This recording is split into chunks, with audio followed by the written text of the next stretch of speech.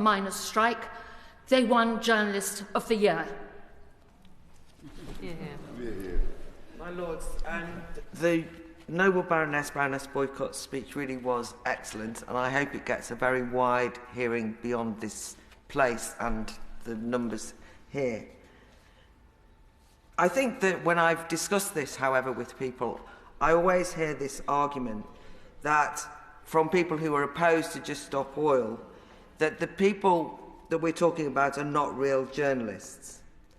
There's something about the concentration on Charlotte Lynch from LBC, but somehow that the other people who were arrested on the same day didn't really count.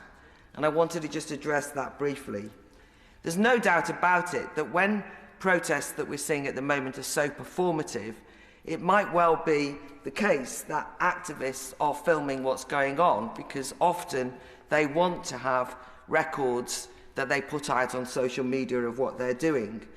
And it's tempting, therefore, to treat them differently to journalists. But I would urge against that, and I've argued against that, because in the end, who is going to decide who is the journalist and who is not?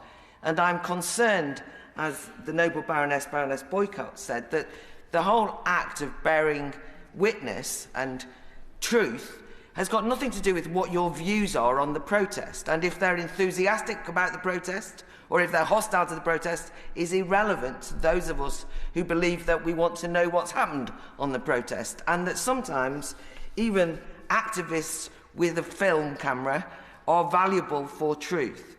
Even the argument that it will incite more protests is misguided because it treats those who are viewing these films as though they're kind of, just automatons who will see the film and immediately rush out and protest. You might well see the film intended to elicit your support and think what idiots they are. That's not the point. The point is the truth is what we should be concerned with. So I just say to the government, in particular, I am concerned about the serious disruption prevention orders.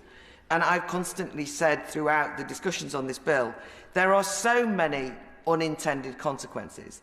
I have no doubt that the government are not intending to use serious disruption prevention orders to stop journalism in its tracks.